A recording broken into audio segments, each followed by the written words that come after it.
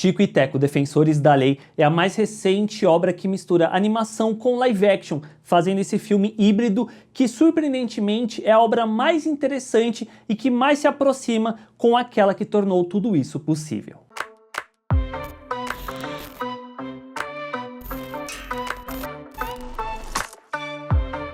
É muito louco pensar que a animação híbrida existe desde os primórdios do cinema. Já em 1900, com Enchanted Drawing, esse conceito já era explorado. A própria Disney, com Alice Comedies na década de 1920, usava esse conceito também. Inclusive, já citando a Disney, ela explorou bastante esse recurso da animação híbrida ao longo das décadas. O problemático A Canção do Sul, em 1946, tinha o icônico Marujos do Amor, que colocou o Gene Kelly para dançar ao lado do Jerry.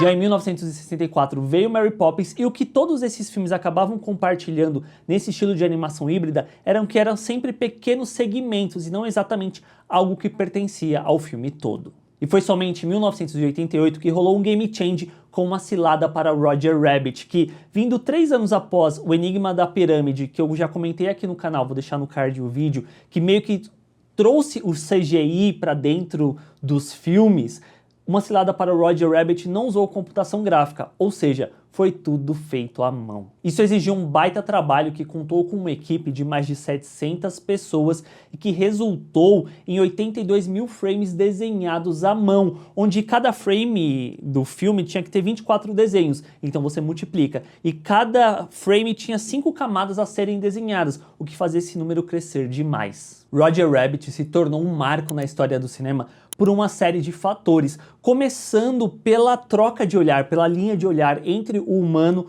com o desenho, que trazia uma credibilidade maior para dentro desse filme que não rolou com obras citadas anteriormente, como a própria Mary Poppins, ou então como eles conseguiram fazer com que os desenhos eles meio que interagissem com o cenário, e de novo, sem usar computação gráfica, era tudo efeitos manuais feitos ali de forma mecânica dentro dos sets.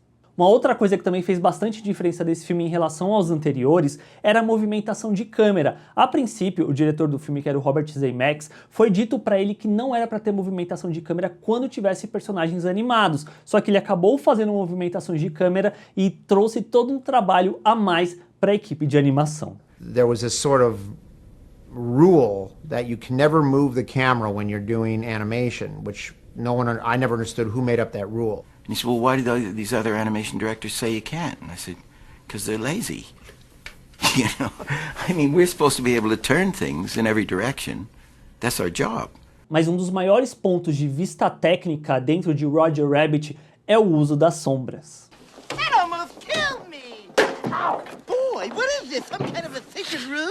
Uma das cenas mais famosas nesse sentido é uma em que o personagem bate a cabeça numa lâmpada e ela começa a girar, e a iluminação vai sendo afetada tanto no personagem humano, que tem o ator fazendo, quanto no próprio Roger Rabbit. E foi dessa cena que surgiu o termo bumping the lamp, que é justamente levar cenas além, ter um esforço todo a mais para tornar aquela cena ainda melhor, por mais que a maior parte do público não repare nisso. O resultado foi que o filme se tornou a segunda maior bilheteria de 1988 e, pelo que eu pesquisei, meio que reacendeu o interesse do público e dos estúdios por animações. A própria Disney, que colocou uma cilada para o Roger Rabbit através do selo Touchstone Pictures, que era voltado para um público mais maduro, acabou se beneficiando com o sucesso do seu próprio filme. Podemos falar da era da renascença da Disney na década de 1990, mas nesse mesmo período houve a criação do Disney Afternoon, que era um segmento da televisão que passavam desenhos animados da Disney,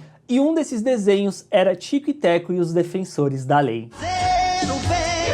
Tico e Teco e os Defensores da Lei. Pulamos então para 2022 com o lançamento de Tico e Teco, Defensores da Lei no Disney Plus, que acaba surpreendendo porque ele funciona quase como, ao meu ver, uma continuação espiritual de Uma Cilada para o Roger Rabbit. Por mais que eu sei que desde o Roger Rabbit a gente teve outros filmes híbridos que mistura animação com live action, teve Space Jam, tem Alvin e os Esquilos, tem outros filmes, só que eu acho que o Tico e Teco novo é o que consegue melhor pegar o que tornava Uma Cilada para o Roger Rabbit tão interessante. E eu não digo nem só por conta do ponto de vista técnico. A trama começa com o programa Defensores da Lei sendo cancelado após o Teco tentar seguir carreira solo, fazendo com que o grupo se separe. Décadas depois, o Tico e o Teco têm que se juntar novamente para procurar o Monterey Jack que desapareceu. O que torna esse filme tão interessante e próximo de Roger Rabbit, ao meu ver, além de uma história simples, que tem esse fator da investigação, tal qual tinha o filme de 88, que trazia um pouco dessa questão no ar, próximo ali de um Chinatown, é o fato de que ele usa a história da animação ao seu favor. Só que sim, em Roger Rabbit a gente tinha muito mais uma homenagem à era de ouro da animação. O que Tico e Teco, Defensores da Lei, traz é muito mais uma visão cínica e crítica da história da evolução da animação ali a partir da década de 80, né, a partir de 88, principalmente ali nos anos 2000, que quando começou a surgir mais fortemente todas essas animações em CGI e em 3D.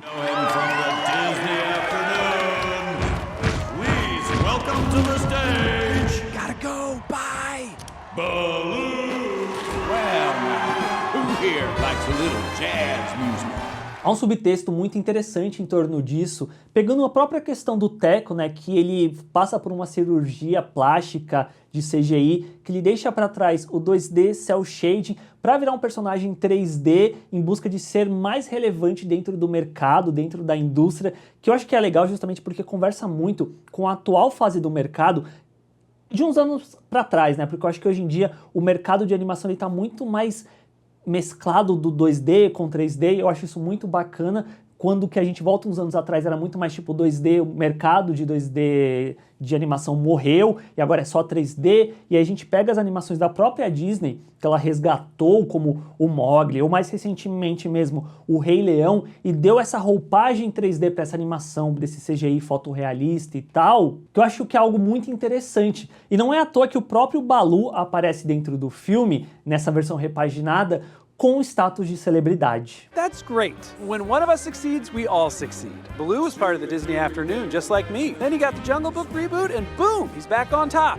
It happens that fast. Assim como o filme ele brinca, mas ao mesmo tempo ele traz esse ponto da história recente, que foi a busca dos estúdios por essa animação mais fotorrealista ali do começo dos anos 2000, que trouxe filmes como Final Fantasy, mas principalmente Beowulf e O Expresso Polar, ambos dirigidos pelo Robert Zemeckis, que foi o mesmo diretor de Uma Cilada para Roger Rabbit. O Vale da Estranheza é uma sacada muito boa dentro do filme, onde eles encontram espaço até para zoar o recente Cats, que foi um filme muito estranho em termos de visual, e dentro desse Vale da Estranheza, eu acho que onde eles mais acertam de uma forma que eu gosto é quando eles trazem o Ugly Sonic, meio que fazendo justiça a esse personagem esquecido da história recente, porque lembram quando saiu o primeiro trailer do Sonic, que a gente viu o visual do personagem e era esse humanoide bizarro, e aí depois teve todo um processo para ele se tornar o personagem que hoje em dia a gente conhece, que faz muito sucesso nos filmes, e aí trazem o Ugly Sonic para dentro da história de uma forma muito legal também. Is that so difficult to believe? Oh, I guess not. Além disso, é um filme que também encontra espaço para colocar os famosos bootlegs, que são aquelas versões paralelas dos filmes, das animações que a gente conhece, e dentro do filme isso acaba estando dentro de uma forma muito intrínseca à história, que eu achei interessante até. E se você, não sei se vocês lembram, se vocês têm essa ref, mas décadas atrás, talvez, tinha muito a questão dos filmes da Pixar terem as versões paralelas aqui no Brasil, como o próprio caso do Carrinhos ou do Ratatouille, que foram feitos por uma produtora brasileira. Ao mesmo tempo, Tico e Teco tem uma tonelada de referências, onde muito não passa disso, de referências, mas outras acabam tendo um caráter interessante de pontuar a evolução da animação e estilos usados. Que vai da DreamWorks à Pixar, que traz stop motion, mocap, traz puppets, as animações de televisão adultas como South Park, Os Simpsons, Big Mouth, Rick and Morty, tem muita coisa dentro desse filme muito legal. E eu acho que uma das viradas mais interessantes é que dentro dessa salada toda ainda assim funcione e colocam o Peter Pan como o vilão dessa história de uma maneira totalmente inesperada, porque é quase como se o filme estivesse olhando ali para a fase de ouro da animação da Disney, né, e pegasse um dos elementos daquela fase e trouxesse como um vilão que envelheceu dentro desse mercado de animação que a gente acompanha desde 1900, como eu falei, o que eu acho que acaba sendo um ponto de vista interessante até.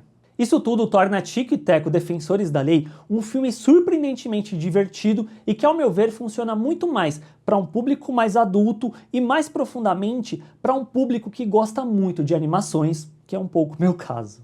E acaba sendo, como eu disse, uma obra que se aproxima muito mais de Uma Cilada para Roger Rabbit do que, por exemplo, tendo exemplos recentes, o Space Jam 2, que no final foi um grande comercial das propriedades intelectuais da Warner, do que exatamente um filme com uma narrativa interessante e com alma, com carinho, que o afasta do filme original lá da década de 90, que acabou sendo um reflexo de Uma Cilada para Roger Rabbit uma década antes dele ter saído.